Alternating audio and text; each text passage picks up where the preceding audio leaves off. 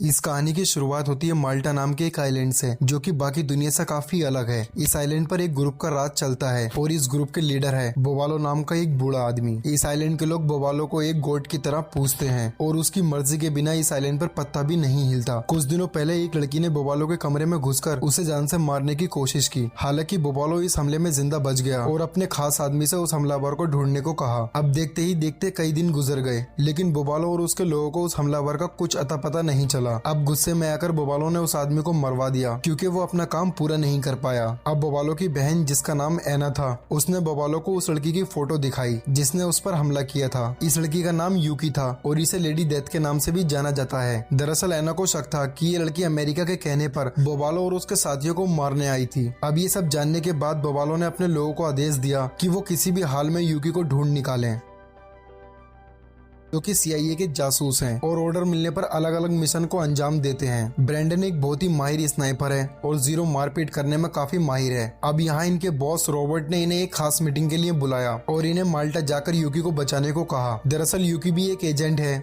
और ब्रैंडन और जीरो की दोस्त भी है। यहाँ रॉबर्ट ने इन्हें बताया कि यूकी माल्टा में बोवालो नाम के एक आदमी को मारने गई थी, पर बदकिस्मती से इस हमले में बोवालो जिंदा बच गया और अब उसके लोग आइलैंड के हर कोने में यूकी की तलाश कर रहे हैं। अब रॉबर्ट चाहता था कि ये दोनों फौरन माल्टा पहुंचे और यूकी को बचाने के साथ साथ बोबालो के उन 5 आदमियों को भी मार डालें। दरअसल ये 5 लोग बोबालो के काफी खास थे और इनकी मौत के बाद उसकी गैंग पूरी तरीके से बर्बाद हो जाएगी। अब पूरी प्लानिंग के बाद ब्रैंडन और जीरो माल्टा के लिए निकल पड़े। अगले कुछ ही घंटे में वो बोबालो के महल के पास पहुंच गए। यहाँ ब्रैंडन शहर से बाहर मौजूद एक पुराने चर्च पर गया और अपनी स्नाइपर राइफल से उस महल की निगरानी करने लगा। वही दूसरी ओर हम जीरो को देखते हैं, जो कि चुपचाप महल तक पहुंचा और एक गार्ड को मारकर उसकी यूनिफॉर्म ले ली। इसके बाद जीरो फाइनल महल के अंदर गया, जहां पर एक बहुत ही शानदार पार्टी चल रही थी। अब इस भीड़ का फायदा उठाकर जीरो सीधा हॉल में चला गया, जहां बोबालो के खास लोग इस पार्टी को एंजॉय कर रहे थे। अब इसी बीच जीरो की नजर फावा नाम के एक आदमी पर गई, जो उन 5 लोगों में से एक था। अब यहाँ वो फावा के पास गया और उससे बोला कि बोबालो छत पर उसका इंतजार कर रहा है। इधर ब्रैंडन की नजर एना पर गई, जो फिलहाल महल के गार्डन में मौजूद थी और उसके साथ उसका एक बॉडीगार्ड भी था, इसलिए ब्रैंडन ने फिलहाल उस पर गोली नहीं चलाई। वहीं दूसरी ओर जीरो की नजर कटरीना नाम की एक लेडी पर गई, जो रॉबर्ट के बताए हुए उन 5 लोगों में से एक थी। इसलिए वो कटरीना के पास गया और उससे बोला कि बोबालो छत पर उसका इंतजार कर रहा है। इधर ब्रैंडन ने मस्कट नाम के एक आदमी को देखा,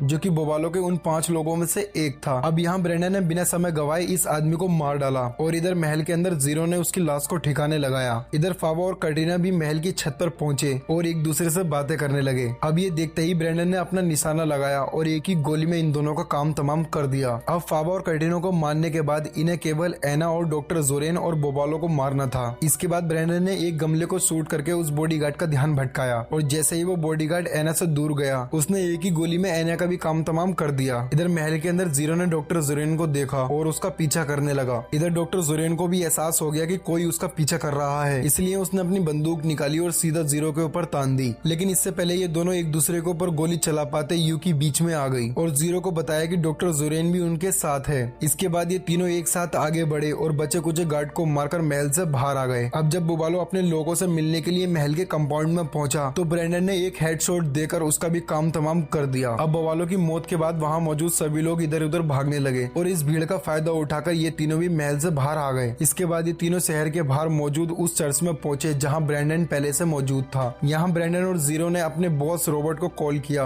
और इस मिशन को कम्प्लीट होने की खबर दी। ये सुनकर रॉबर्ट काफी खुश हुआ और इन्हें जल्द से जल्द वापस आने को कहा। अब यहाँ यूकी ने ब्रैंडन और जीरो को बताया कि उस रात जब वो बोबालो को मारने पहुंची, तब न जाने कहां से एना उस कमरे में आ गई और उसने यूकी पर गोलियों की बारिश कर दी। हालांकि घायल होने के बावजूद भी यूकी कमरे की खिड़की से कूद गई और वहां से भागने लगी। भागते वक्त उसकी मुलाकात डॉक्टर जोरेन से हुई और यूकी की हालत देखकर डॉक्टर जोरेन ने उसे एक खुफिया जगह पर छुपा दिया और उसका ट्रीटमेंट करके उसकी जान बचाई। ये सब जानने के बाद ब्रैंडन और जीरो ने जोरेन का शुक्रिया अदा किया और फिर ये सब सोने के लिए चले गए। पर जब अगली सुबह ब्रैंडन की आंख खुली तो वो पूरी तरीके से हैरान हो गया, क्योंकि डॉक्टर जोरेन उसकी गाड़ी लेकर फरार हो गया था और उस गाड़ी में ब्रैंडन का वो सीक्रेट लैपटॉप भी मौजूद था। अब इधर हम जोरेन को देखते हैं, जो ब्रैंडन का लैपटॉप लेकर शहर से बाहर मौजूद एक कैफे में पहुंचा, लेकिन वो इस बात से अनजान था कि जीरो भी उस जीप के पीछे सो रहा है। अब जैसे ही जोरेन गाड़ी से नीचे उतरा तो जीरो उसका पीछा करने लगा। इधर जोरेन एक कैफे में गया और ब्रैंडन के लैपटॉप को ऑपरेट करने लगा। अब ये देखकर जीरो ने पीट नाम के एक बंदे को फोन किया जो कि CIA का एक हैकर है और जीरो का दोस्त भी है। यहाँ जीरो ने पीट से कहा कि तुम ये पता लगाओ कि आखिर जोरेन उस लैपटॉप में